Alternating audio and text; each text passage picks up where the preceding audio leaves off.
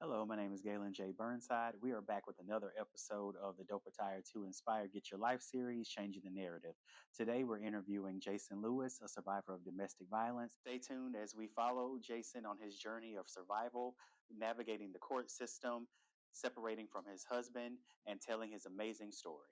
What's one of your favorite ways to relax and unwind after a long day? I play a lot of video games like Fortnite and Pokemon Unite. I play Switch and some PC games and Xbox. Do you have any hobbies or interests that you're passionate about? Yes, I like making coloring books and selling them on Amazon. What's a fun fact about you that most people might not know? There's a lot of things, but I love snowboarding. I'm really good at snowboarding, and in Colorado, I would always be on double black diamonds all the time. And I also am a Real Housewife of Salt Lake City fan. Who is someone that inspires you and why? My friend Gladys Knights, because she does a lot of work in the community, and she really helps do a lot of good for the community. Okay. If you could travel anywhere in the world, where would you go and why? I'll go back to Europe because I want to try all the different foods. Are you nervous to tell your story and why? Yes, because when I was telling people about what was happening, people didn't believe me because they just thought that I was making up because of my marriage ending.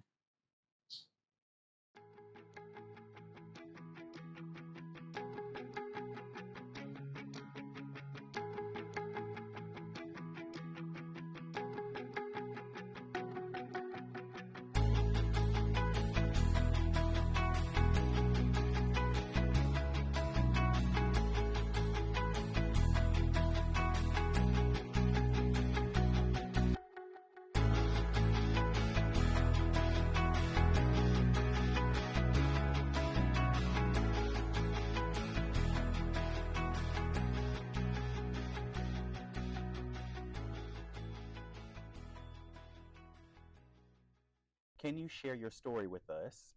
How did your relationship start, and at what point did you begin to notice signs of domestic violence? So we met whenever I was on an internship, and we developed a relationship. And I moved to that state to stay and started my career there. And things were pretty good there. There was like a brief instant, 2 years into it, but it was like we were fighting over, paying half of the rent and stuff. And eventually he got mad about that and he slapped me. That was the first instance, but he like quickly apologized, and I didn't think nothing of it. And I was upset about it, but it also made me feel bad because he was saying of the wage gap between like our income differences, and so I felt guilty for bringing it up. And so ever since then, like I've been like the primary caregiver and taking care of him. What were some of the first warning signs or red flags that you experienced in your relationship? Um, the the red flags started later on towards the end of our marriage, and it was with just him not being honest and me like telling him about my feelings and him making me feel like I'm the problem. And there was like the first instance like was really severe was like with the candle, and he bashed a candle on my head, and that devastated me, and I just didn't know what to do. And I recently came out to my family, and I just wanted them to like him, and I wanted to like portray like a good marriage and keep it in the house. How did the abuse impact your daily life, mental health, and sense of self during that time? I felt like I would never have, like, if I left him, I wouldn't have someone better or someone as attractive as him. And he always made me feel that way. And it was just like a lot of mind games. And it's just, I was always trying to make more money. I was always trying to make him happy. I would like buy him whatever he wanted, like anything that he wanted, he got, just because I wanted him to stay happy, because I know if he wasn't happy, then the hands would go up. What were the challenges you faced in recognizing and admitting to yourself that you are in an abusive relationship? I didn't recognize it as much because I just felt like it was just something to deal with the relationship because I was like so dedicated to my marriage. And even now, after being separated, it's just like because I know that it takes two to work, and I will always put in the work. And it just affected like my mental health, and I just felt like I wasn't good and enough at all. Can you walk us through your experience navigating the domestic violence court process? How did you cope with the challenges as a white male in the LGBTQ community? And what was it like emotionally, especially reliving the abuse during the trial and seeing your abuser lie under oath? The court process in Mecklenburg is a nightmare, and um, it took me forever. It took me a month to get the courage to serve him, and after I separated, and the attorney, it was all long drawn out, and he once he was served, it was just like I was dead to him. Like anytime I saw him in court, I was terrified and I was shaking.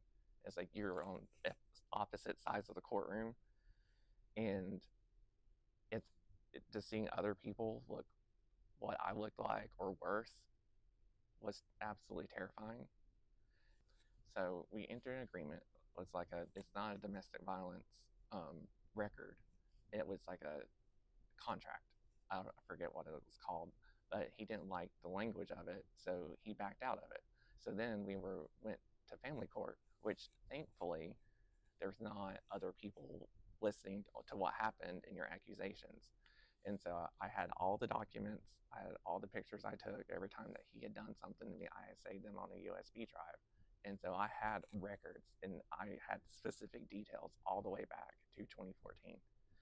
And him lying on that stand and saying that I got a black eye from a dodgeball from Stonewall Sports. No, that did not happen. You bashed a remote on my face over an argument. And I had to I started putting makeup on and concealing it, the black eyes in front of friends and just pretending like nothing was wrong. But deep down, like it killed me.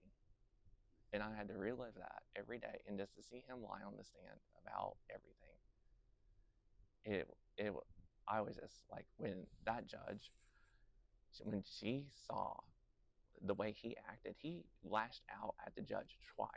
He could have went to jail for being in contempt of court. He was so pissed. And I was like, thankfully I had a good lawyer.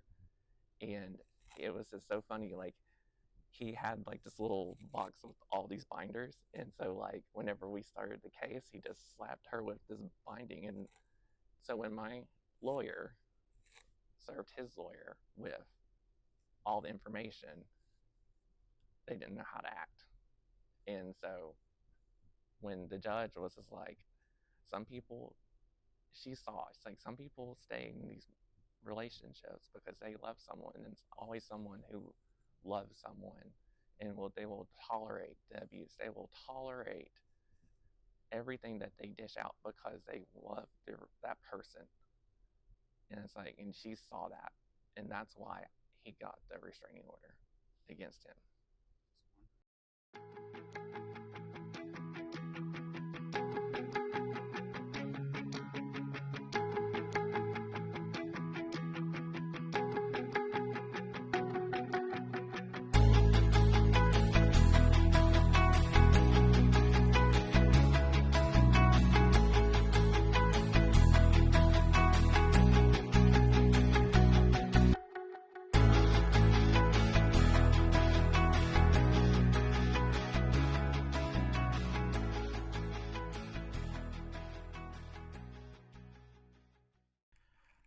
How did being a part of the LGBTQ community influence the way you communicated your need for help?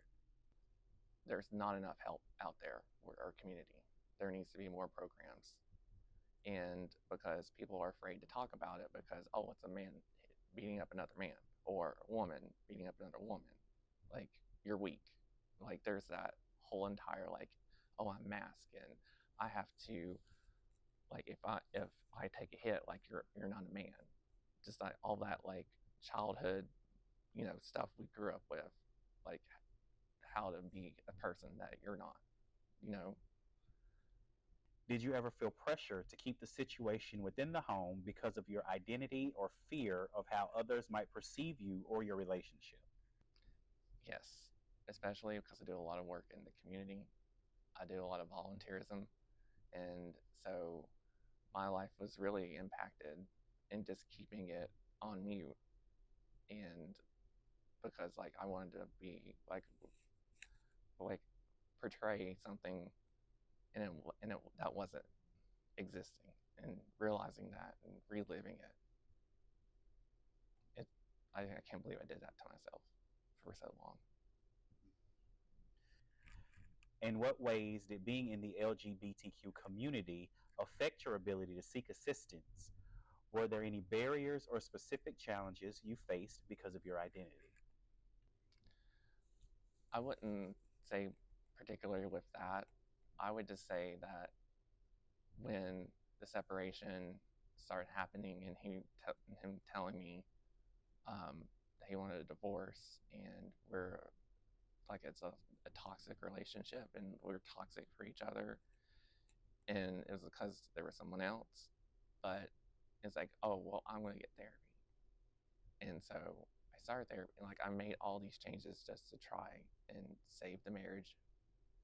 And thankfully I'm still in therapy, but like the first session I had with the therapist was like, you need to have a different therapist.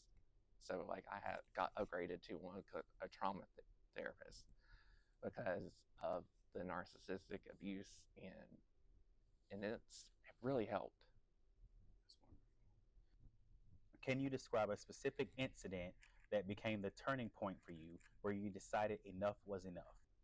Christmas, that's the last time that he hit me. We're on our way home from our friend's house, and I missed the wrong exit, and I had one dog in my dog in my lap, and then he had his dog. And because I missed that exit, he was drunk, and then he hit me on my face twice and on my shoulder while I was driving a vehicle. And he was yelling and screaming. He couldn't even hold his phone upright. And he was yelling the whole entire time. And I was just like, you need to stop yelling at me. I know where I'm going. I'm not drunk, and I'm not drunk driving. I took a nap. I fell asleep on the couch for like 2 hours. So I was like wide awake. And I remember when I got home, he got something to drink, and then I locked the bedroom door, and I had my phone recording. And I recorded a video of him popping that lock and coming in here and grabbing my phone and pushing me, and him like then ripping my pants and said, well, they're trash anyway. I hate those pants on you anyway. They make you look ugly. And and then he took my phone because I wanted to call the cops. I was like, I can't do this. I was like, you have no love for me. You don't love me. You don't care about me. And he's like, you're just saying that. And then he took my phone and hid it. And I was at that point of calling the cops. But he wanted to protect his reputation and his job stability, because obviously if you have that, probably can't get a job or keep your job. And that's all about it. It was all about him the whole entire time, and just me realizing that he was only protecting himself. It never felt like he cared about me at all. How have you managed to transform your experience of tragedy into a story of triumph and resilience? It's amazing how many people we run into who have been victims, and they tell their stories. Oh, I lost in court. I really hope you win. And talking with my mom and probably my uncle, because he's like all macho man of the house, and just telling him all this stuff. It's like, and he's like, why didn't you tell us? I was like, I was afraid to. What message would you like to share with other survivors of domestic violence, particularly those from the LGBTQ community? Well, if you watch this, you can always reach out to me. There are a lot of, I've discovered a lot of people on TikTok who talk about their abuse and leaving relationships and starting over. And it's been very motivational for me during this process. And because they rebuilt their lives, I could rebuild my lives. I rebuilt my life. I've published 6 coloring books on Amazon and they're selling, they're on the top list. And I'm doing marketing stuff for other nonprofits, and I also have my own marketing agency, and I've been successful at that. And I've actually restarted my career in doing more design work now instead of developing. So I've completely rebuilt my life. Disclaimer: we understand and respect that domestic violence affects individuals of all races and backgrounds. Every survivor's story is important. Our intention is not to diminish any experiences, but to highlight the broader spectrum of those affected. As a white male in the LGBTQ community, how did you perceive the predominant portrayal of domestic violence survivors as Caucasian females? Do you believe this impacts the experiences of LGBTQ individuals or other marginalized groups in being taken seriously? No, I don't think so in a lot of ways, but also you have to see it. You have to live it or know someone to, you have to know someone who's been through it. And just like people not believing me when I was telling them, no, this happened. I'm in court for this. They thought that I was making it up because they're like, no, there was no way. And I was just like, no. And then there was some people who have stayed really close to me have literally, it's like, we knew something was going on. We saw the verbal abuse. We didn't know it was physical. We hoped it. We had some suspicion, but it was like we didn't want to say anything. And I think that if you are a, a marginalized person and you recognize something that's probably wrong in the relationship, you should say something. And that's what I'm doing forward. I will ask those questions. I will ask those hard questions because when you get out of it, you realize how much you put up with that you shouldn't have and where you're afraid. And I will always open up my home for someone who needs to leave a bad situation. What steps do you think can be taken to change the narrative around domestic violence to ensure more inclusive support and representation for LGBTQ individuals and other marginalized groups? There needs to be more programs and there needs to be more awareness. And some people just understanding domestic violence. I mean, it's not just getting hit, it can be verbal, it can be financial. Like their abuse exists in all shapes and forms, and people don't realize it. Is there anything we didn't cover or anything not stated that you'd like to say before we wrap up? I'm not saying that I'm not coming forward about this, but out of vengeance and revenge, that's not the case. This is like, I do so much volunteerism and I see so much. And the only reason I am saying I'm coming forward about this is because, well, also have a friend just like you need to tell people your story. Because it's heartbreaking. Well, I would personally like to thank you for doing this, for telling your story. I know that it's not easy, and so I really appreciate you coming forward. Thank you. As we wrap up this powerful and emotional journey, I want to extend my heartfelt gratitude to everyone who made this project possible. First, a huge thank you to James, CEO of Goofy Entertainment, our talented videographer, for capturing these important stories with such care and professionalism. A special thank you to Bree Simone of the Brit Styles of Murphy and Murphy's Cuts for your incredible work on my hair. A special thank you to Tamika Lassane of Level Up Hair Salon for your exceptional makeup and hair skills, making our survivor feel pampered and valued. A big thank you to everyone who sent me a donation for my birthday to make this project possible. To everyone who tuned in to watch this, thank you for your time and your attention.